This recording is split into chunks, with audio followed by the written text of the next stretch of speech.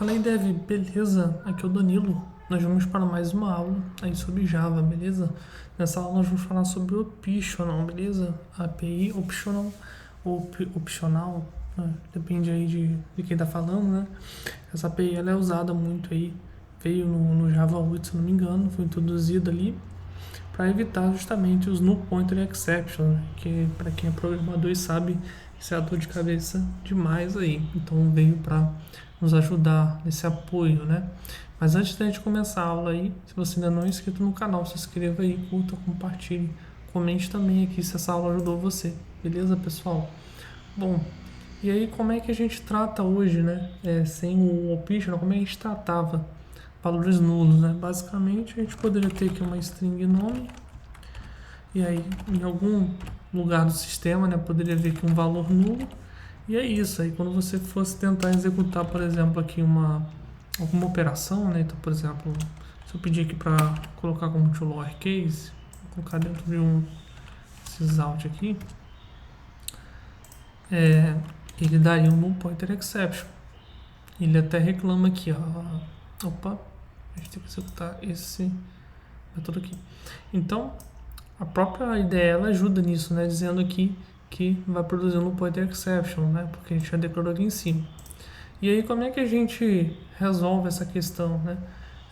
Como é que a gente pode utilizar e tratar dessa forma mais eficiente, né? Usando o optional. Então, ao invés de a gente fazer simplesmente isso aqui, né, a gente poderia ter aqui um optional de string. Aí você coloca aqui como se fosse um tipo, né, de string. E aí a gente coloca aqui optional of e a gente coloca o valor, né, no caso aqui o nome. Daí ele vai criar, vou colocar aqui o nome, né, nome op, por exemplo. Ele aqui acusa, né, que é nulo. Então vamos executar aqui apenas para a gente ver qual vai ser a execução, né. E aqui no caso, né, para a gente executar, ele fica reclamando que é um optional, não é um string. Então a gente pode colocar aqui um get. Daí ele para de reclamar com a gente aqui. Beleza, ainda assim, né, deu um pointer exception. Ele deu aqui na linha 9, né? Porque esse optional of, né, ele não habilita, né, o recebimento de variáveis nulas, né? Então ele dá esse require não null. Para a gente poder usar realmente, eu vou até comentar aqui, apenas para valores não nulos, certo? E aí para a gente poder realmente, se a gente não sabe, né, que aquele valor é nulo ou não, a gente usa esse off nullable aqui, que ele entende perfeitamente ali valores nulos, né? Ele cria um optional empty aqui. Aí ele vai, no caso aqui, quando a gente tenta dar esse get, né, ele reclama aqui que não tem nenhum valor presente. Por quê? Porque esse valor está nulo. Um valor nulo, ele não tem valor, né? Então se a gente der um sysout aqui antes, por exemplo, no nome opt. Aqui a gente tem algumas possibilidades, né? A gente pode usar o isEmpty e o isPresent para a gente verificar se aqui tem valor ou não. Então eu posso colocar, por exemplo, aqui o isEmpty e o isPresent. Eu coloco aqui uma string para a gente concatenar e ficar bonitinho também. Para a gente saber os valores.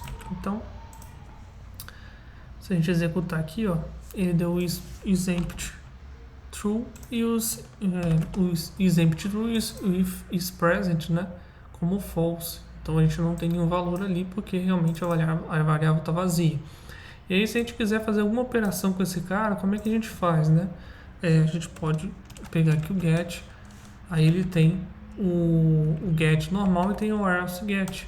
E aí se ele não vier nada, a gente pode colocar aqui sem valor, optional, né?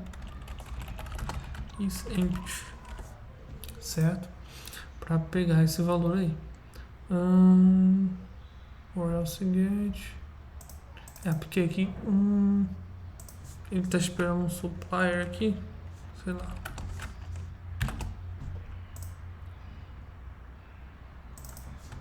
Se eu colocar esse op aqui, ele diz que não está sendo usado.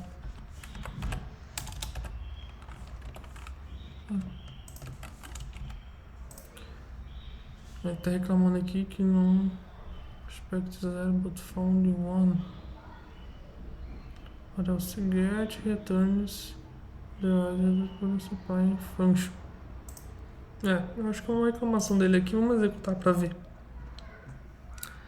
Ele reclama que é um tipo incompatível, né? Vamos dar uma olhada aqui no que a gente consegue fazer. Então, se não é or else get, vamos tentar um or else.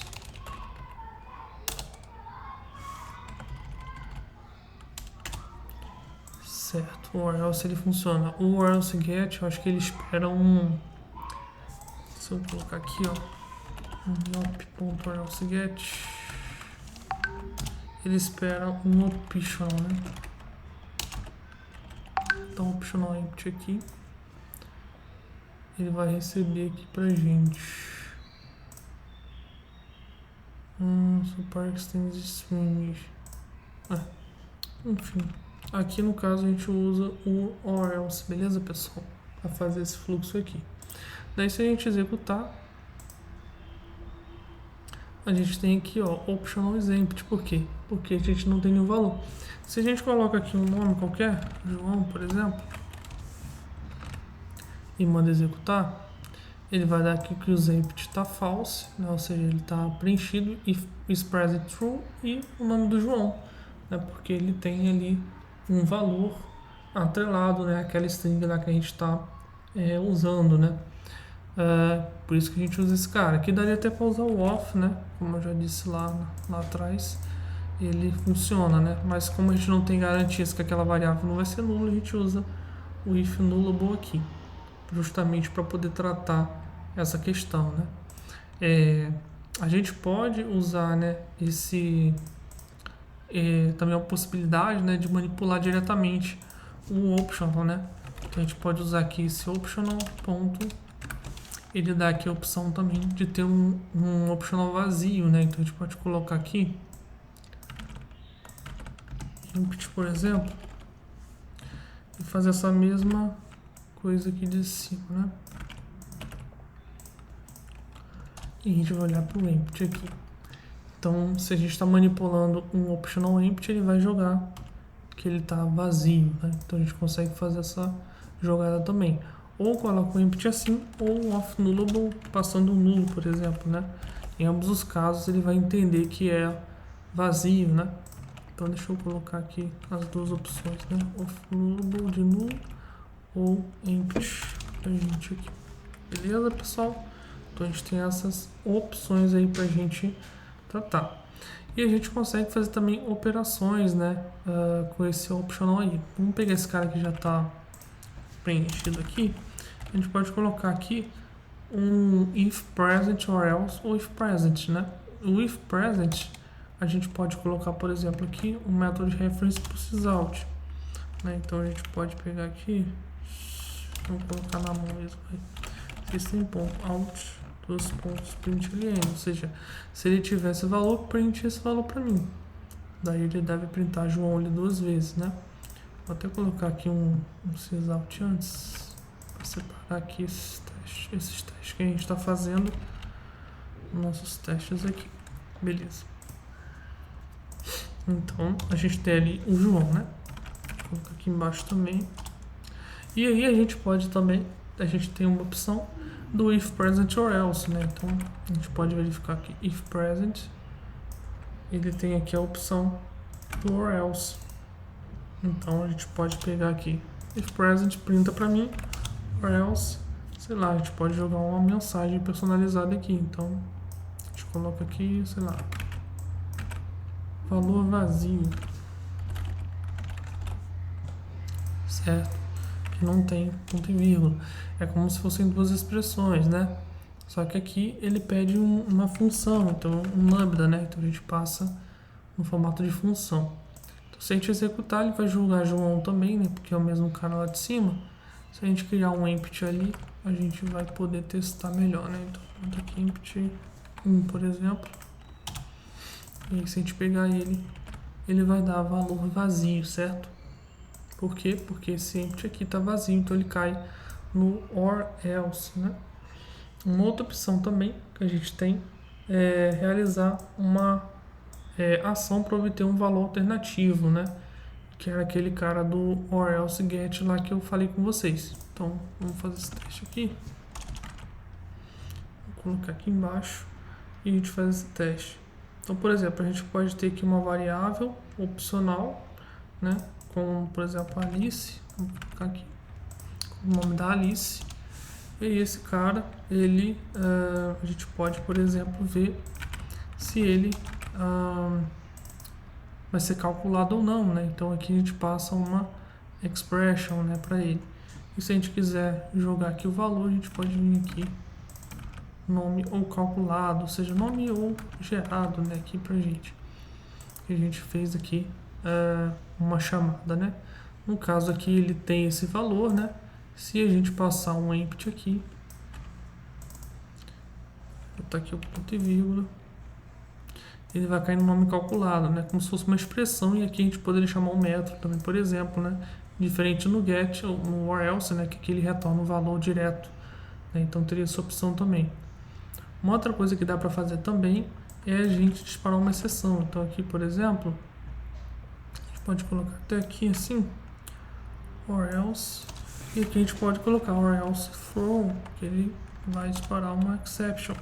A gente coloca no formato aqui de lambda expression, né? E aí a gente pode botar aqui, sei lá, argument legalmente exception, nome inválido, certo? Vou dar aqui a mensagem, nome inválido. Beleza? Então aqui como ele vai disparar a exceção, né? Nessa linha é como a gente está com o nome inválido aqui em cima, né? Que está empty, a gente consegue disparar uma exceção legal para a gente poder monitorar valores vazios, né? E fazer o controle do fluxo. Beleza, pessoal? E a gente pode também fazer transformação de valores, né? Caso ele exista ali, como a gente tem no Stream API, aqui a gente também conseguiria fazer. Então, por exemplo, se a gente pegar lá o do João aqui em cima, né? Que ele está aqui pra gente, a gente conseguiria pegar, por exemplo, deixa eu separar aqui. A gente conseguiria, por exemplo, dar um map nesse cara e colocar, por exemplo, um to uppercase. A gente conseguiria fazer isso. E aí a gente vai obter aqui, né, nome uppercase. A gente vai obter um outro optional aqui, né? E a gente consegue fazer fluxo parecido com esse cara aqui de cima, né? Só que eu não vou querer pegar assim, né? Então eu posso colocar dessa forma aqui. É mais fácil. Então eu consigo manipular esse optional, né, depois dele ser processado, né? Então tem aqui, por exemplo, o João, tudo em maiúsculo, né? A gente pode também transformar esse cara. Então outra coisa que a gente pode fazer é pegar esse nome, dar um flat map, que aí ele vai obter realmente o valor, né, que a gente tem aqui, e a gente pode retornar um outro optional ou um valor em si, né? No caso aqui eu vou pegar um nome. Eu vou pegar aqui o nome.length. E aí isso aqui vai ter que ser vinculado a um optional, né? Então vou botar um optional ponto. A gente pode usar aqui o off-nullable, né? Para retornar esse cara. E aí esse cara aqui vai ser um integer, não vai ser uma string, né? Nome length. Certo? Então a gente tem ali o tamanho, né? Do cara, do nome da pessoa, né? Pessoa que tiver esse flat map already defined, tá? Porque a gente tem outro nome ali em cima, né? Então vamos colocar aqui, sei lá, nome to length, por exemplo. E a gente consegue obter aqui embaixo, né? O length aqui. Or else, é porque ele espera uma inteiro, né? E a gente consegue pegar o nome do João, que tem 4 letras, né? Aqui dá para até obter direto, né? Eu vou até fazer aqui um exemplo aqui embaixo, porque a gente não precisa pegar um optional, né? Vamos ver se é possível aqui, né? Vamos ver se eu consigo fazer. A gente tem aqui o valor, required type. Então a gente tem aqui o valor, a gente consegue também dar um else aqui. A gente dá um flat map, um else. Deixa eu ver aqui, fica mais fácil assim. Else 0. Option. Aí, ficou pior aqui. Variável nome opt, que esse cara. É porque ele, quando dá esse flat map, ele manipula o próprio objeto, né? Daí acho que teria que ser daquela forma ali mesmo. Vamos deixar aqui como está. Uma outra coisa que a gente consegue fazer também é fazer uma verificação se fosse um if, só que com um tipo de filter, né? Então a gente poderia, por exemplo, aqui filtrar um valor, né? Com base nesse cara aqui. E aí printar se ele tiver. Vou botar aqui vazio. Se ele tiver esse nome, né? Então pega aqui o nome opt. Se ele startar com J, né? Se ele começar com J. Simplify to true. Porque ele reclama disso. Vamos already define nome to start, sei lá. Beleza. E aí se ele tiver o valor, ele vai retornar, né? Que é o João. Se eu coloco aqui uma outra letra, né? Que ele não inicia, ele retorna aqui vazio, né? Pra gente. Deixa aqui como J. Então é isso, pessoal. Assim, nessa aula a gente abordou a questão do optional, né? Que nos ajuda nessa questão da verificação se é nulo ou não. Tem várias operações que a gente consegue fazer, como verificar se ele está nulo, né? Fazer uma transformação ao mesmo tempo ali. Se ele estiver vazio, dá várias possibilidades aqui para a gente contornar o problema do null pointer, né? Então é isso nessa aula, pessoal. Fico por aqui. Se vê na próxima aula aí. Falou, fui!